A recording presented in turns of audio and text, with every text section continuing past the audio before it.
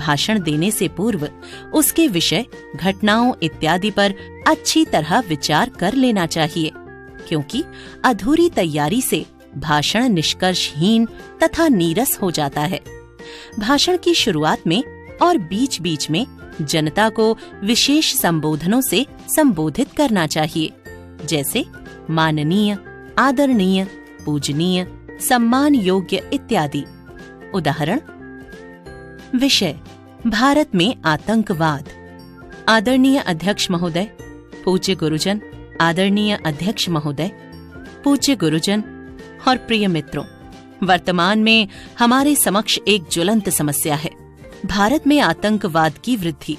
इसी विषय पर मैं अपने कुछ विचार आपके सामने प्रस्तुत करना चाहता हूँ। साथियों, आज भारत के अधिकतर राज्य आतंकवाद की गतिविधियों से किसी न किसी रूप में त्रस्त हैं, परंतु इन सभी में जम्मू और कश्मीर आतंकवाद से सर्वाधिक पीड़ित है। निर्दोष व्यक्तियों, असहाय महिलाओं और निरीह बच्चों को बसों से उतारकर गोलियों से भून दिया जाता है, जिससे कई महिलाओं की मांगें उजड़ जाती हैं, कितनी ही गोदें सूनी हो जाती हैं। इन बर्बर घटनाओं के पश्चात कभी कोई एक आतंकवादी संगठन अपने ऊपर जिम्मेदारी ले लेता है, तो कभी दूसरा। कुल मिलाकर सर्वत्र भय का वातावरण व्याप्त हो गया है। कभी 2 या 3 आतंकवादी मारे जाते हैं या फिर भाग खड़े होते हैं। आतंकवादियों के हौसलों का अंदाजा इसी बात से लगाया जा सकता है कि वे 13 दिसंबर 2001 को हमारे संसद भवन पर भी हमला करने से नहीं चूके। यह तो हम सबका सौभाग्य था कि वे अपने मिशन में सफलता प्राप्त नहीं कर सके और सभी आतंकवादी हमारे सुरक्षा बलों द्वारा मार गिराए गए। अगर हमें आतंकवाद को जड़ से मिटाना है तो हम सबको आतंकवाद का डटकर मुकाबला करना होगा, चाहे इसके लिए हमें अपनी जान की ही कुर्बानी क्यों न देनी पड़े। यह हर्ष की बात है कि वर्तमान केंद्र सरकार के कठोर कदमों से सैकड़ों आतंकवादी मारे जा रहे हैं। स्लीपर सेल पर भी कठोर कार्रवाई जरूरी है। धारा 370 हटने के बाद से नागरिकों का सरकार के प्रति विश्वास बढ़ा है। इन्हीं शब्दों के साथ अब मैं अपने भाषण को विराम देना चाहता हूँ। जय हिंद, जय भारत। धन्यवाद और कृतज्ञता ज्ञापन। 1. इस युग में सभ्य और शिष्ट मनुष्य वही कहलाता है जो वाक्पटु हो, बोलना चालना, उठना बैठना जानता हो, अर्थात समाज में सुख दुख के मौके के अनुसार अपने उद्गार शब्दों द्वारा प्रकट करता हो। ऐसा व्यक्ति जो किसी अन्य व्यक्ति से मिलने पर चुप रहता हो, वह किसी को अच्छा नहीं लगता। आप पर अगर किसी ने कोई उपकार किया है तथा आप धन्यवाद का एक शब्द भी न कहें, तो उपकार करने वाले के मन में आपके प्रति उदासीनता की भावना आ सकती है।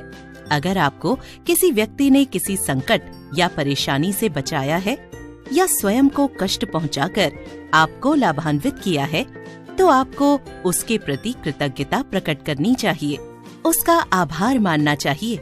कृतज्ञता ज्ञापन और धन्यवाद में प्रयुक्त होने वाले कुछ वाक्य इस प्रकार हैं। 1. मैं आपके उपकार का बदला कैसे चुकाऊं? 2.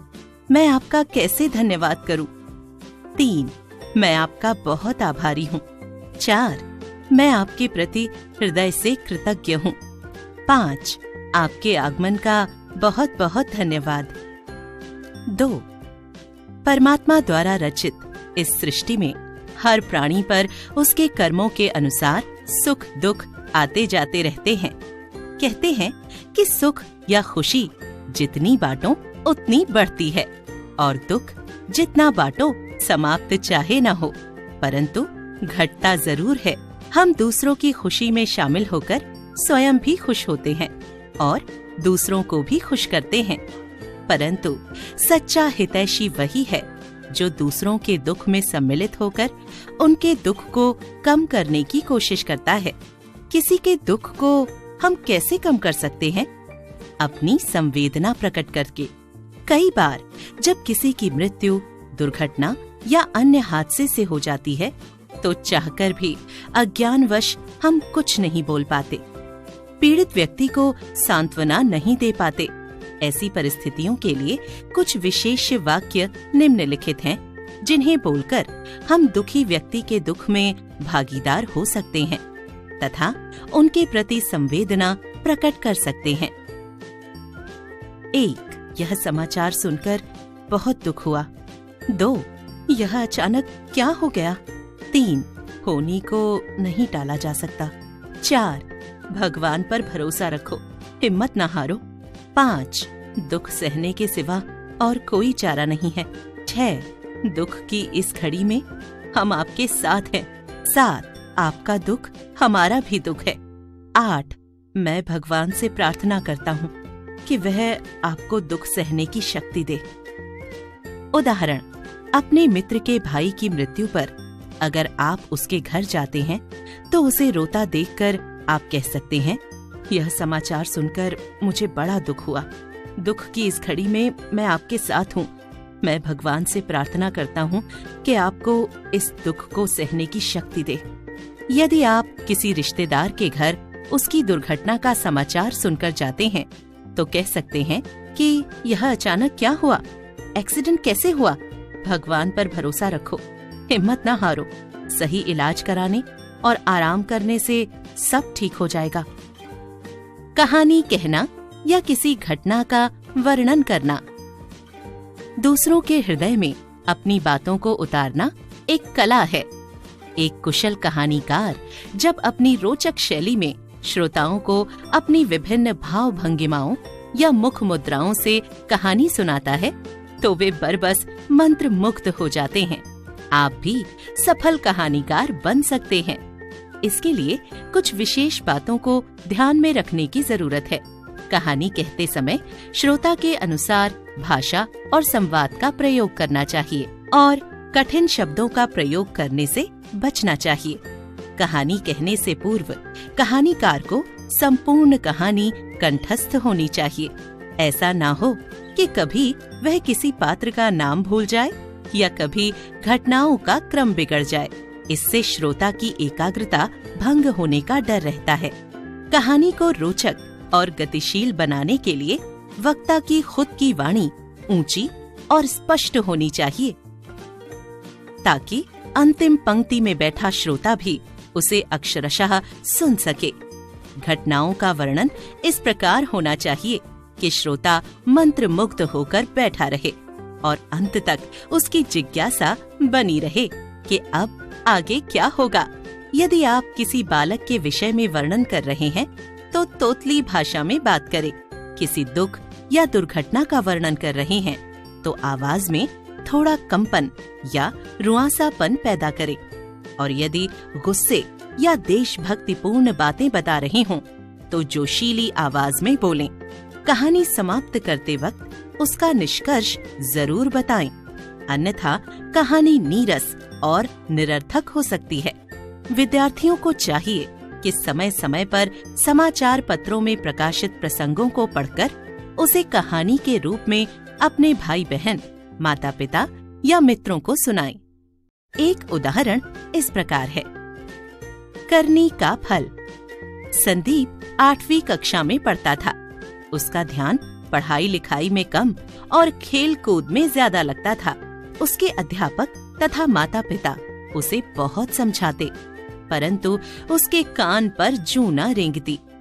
विद्यालय में शरारतें करना, घर आकर खेलना कूदना तथा टीवी देखना ही उसकी दिनचर्या थी।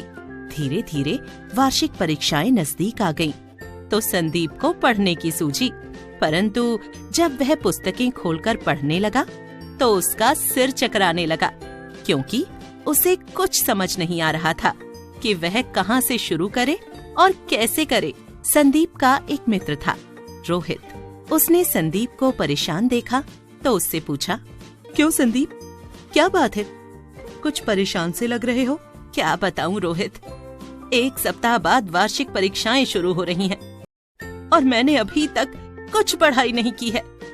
यदि मैं पास नहीं हुआ तो पापा बहुत डांटेंगे।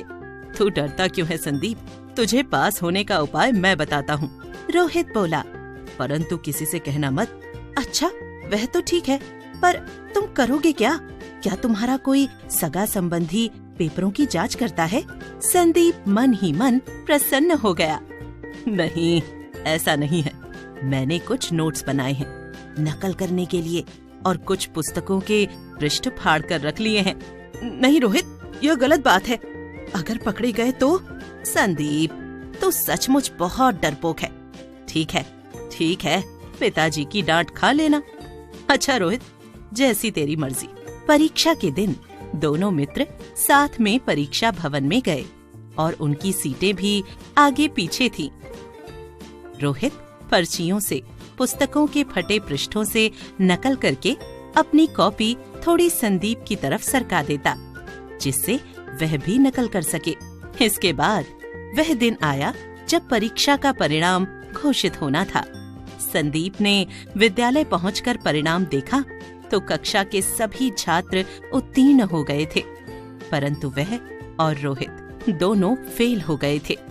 अब संदीप पछता रहा था कि उसने पूरे वर्ष पढ़ा क्यों नहीं। यदि पढ़ा होता तो वह फेल नहीं होता। उसने रोहित की सलाह मानकर नकल की और फेल हो गया। उसे अपनी करनी का फल मिल चुका था। अब संदीप ने कसम खाई कि इस बार वह मन लगाकर पढ़ेगा और अच्छे अंकों से पास होकर दिखाएगा। शिक्षा, गलत काम का नतीजा भी गलत ही होता है।